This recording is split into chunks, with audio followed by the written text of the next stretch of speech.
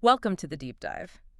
This is where we take the sources you give us and really pull out the knowledge that matters. Mm, Today, you've given us a great mix. We've got two English learning podcast conversations, and there's also a text about restaurant recommendations. right. So, our mission basically is to navigate all this and find the practical English you can, use straight away in business and in your social life, too. Precisely. And we're not just scratching the surface with vocabulary here. No? We're really diving into how English gets used, in real conversations. Things like sales strategies, making suggestions, how people respond. Yeah, like when someone suggests something and you're not keen. Exactly. Yeah. And even just talking about food, about restaurants, it's all about giving you the practical tools for these pretty common situations. Yeah. So you feel confident. Okay, let's get into it. First source, the Business English Learning Podcast conversation. Right. So picture this. You're in a sales meeting. Sales are down. The manager wants concrete solutions and now. Yeah, the pressure's on. And they give us some key vocabulary right at the start. Drive sales. Pretty clear, right? Increase sales. Sell more. Mm-hmm. And promotion. It's not moving up in the company. No, no.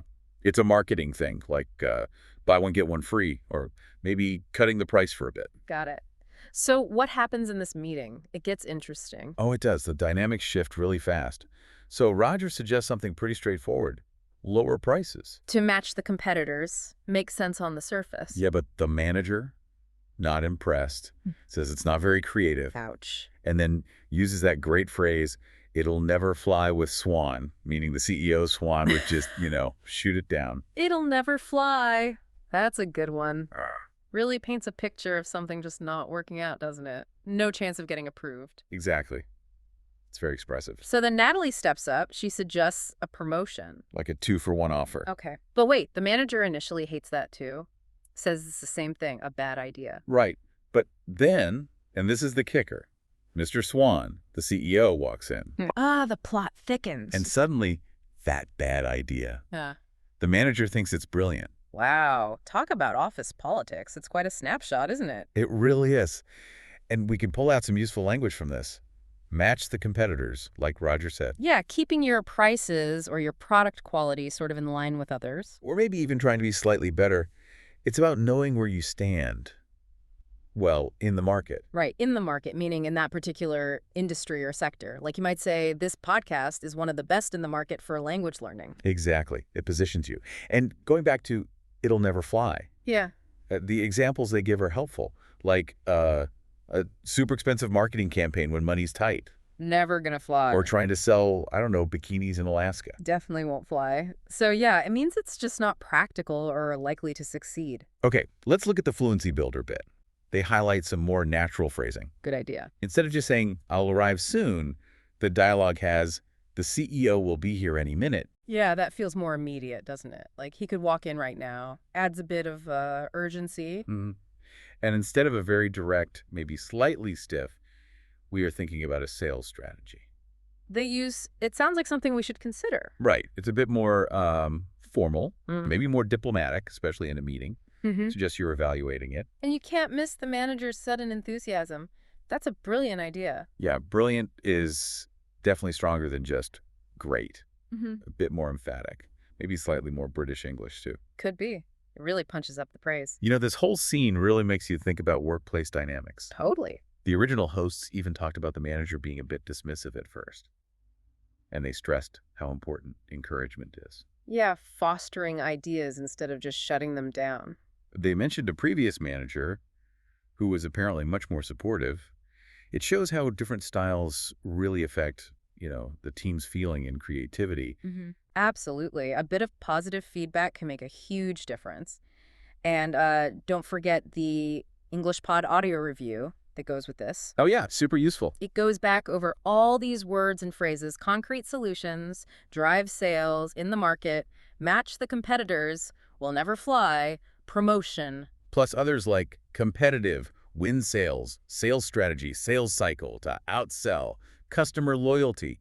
It gives definitions, example sentences. It's a really good way to make sure all that vocabulary actually sticks. Okay, ready to switch gears? Let's do it. Moving from the boardroom to planning dinner. Right, we're looking at the Eating at a Restaurant podcast conversation and the restaurant recommendations text. Very relatable scenario here. Just two people trying to decide where to eat, brainstorming ideas. And even here, there's some key vocabulary right off the bat. Food poisoning Ugh, nobody wants that. Getting sick from bad food? and allergic. That's when a specific food makes you sick, like the example they use being allergic to seafood. Yeah, important stuff to be able to communicate clearly. Definitely. So the conversation itself is a perfect example of how we make and, well, reject suggestions. So Okay, so what's the first idea? a nice Italian place? Yeah. Sounds good. Yeah. Fantastic food, beautiful decor. Sounds lovely, but The other person says they're not all that crazy about Italian food, and they're in the mood for something a bit lighter. not all that crazy about... That's a classic polite refusal, isn't it? It really is. Much softer than just saying, I don't like Italian. Mm. It's indirect. So, suggestion number 2. A great little bistro. Oh, They mention a tasty seafood platter and outstanding fish. okay. Sounds promising. Oh, wait, seafood allergy. Exactly. So that's out too. It's not going well for them. Third time lucky. You'd hope. Suggestion 3 is a great little place, but described as a hole in the wall. Okay, sometimes those are the best. Hidden gems with amazing sandwiches. True. But disaster strikes again. The other person apparently got food poisoning there before. Oh no, at that specific place? Yeah. So that's another rejection. They were really struggling to find somewhere. Man, tough crowd. But this back and forth is great for picking up useful phrases. Totally. Like, check out. Yeah. Very common way to say, go look at or visit something new. You should check out that new cafe. Yeah. Yeah, use that all the time. Mm-hmm. And bistro. Good word to know. As they describe it, smallish place, maybe French-ish, not super cheap, but not crazy expensive either. Informal vibe. Right. Good description. And that phrase we already mentioned, not all that crazy about, super useful for politely saying no thanks to something. Instead of, I hate jazz, you could say. Yeah, I'm not all that crazy about jazz. Much gentler. Then there's just simple, useful words like tasty means Yeah. good, delicious. And in the mood for, which Ah, just means what you feel like eating or doing or watching right now. I'm not really in the mood for a horror movie tonight. Exactly. Maybe something lighter. Huh. It all connects. The fluency builder for this part is really practical. It focuses on recommendations, how to ask, how to give. Okay, like asking. Things like, do you have any suggestions? Or do you have any ideas? Maybe any thoughts? Simple, direct ways to ask for input. And giving suggestions. Phrases like, I'd recommend giving it a try. Notice the contraction. I'd for I would. Sounds much more natural. And the more emphatic one, you got to give them a try. Which, as they point out, often becomes, you gotta give them a try in really casual speech. Yeah, those contractions and shortenings are key for sounding natural. You mentioned your own food poisoning experience. Morocco, was it? Yeah, can you believe it? From orange juice. Just goes to show you never know, especially when traveling. Wow, orange juice. You wouldn't expect that. It really highlights you need to be able to talk about this stuff if it happens. Absolutely. And again, like the business section, there's an English Pod audio review for this too. Reinforcing all that restaurant vocabulary. Mm-hmm.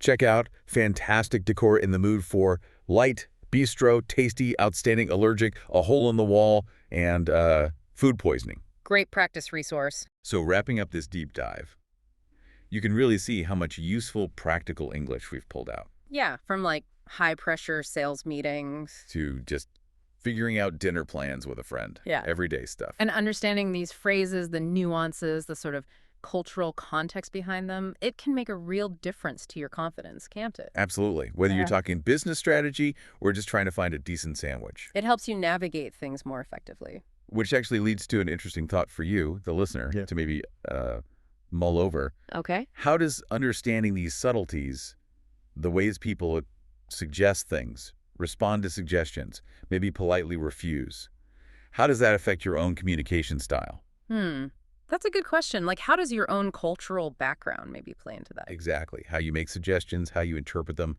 It's worth thinking about. Definitely food for thought. Pun absolutely intended there. So we hope you'll reflect on the language we've talked about today. Think about how you could use it, whether it's at work or just, dealing with the delicious, sometimes tricky world of eating out. Thanks for joining us for this deep dive.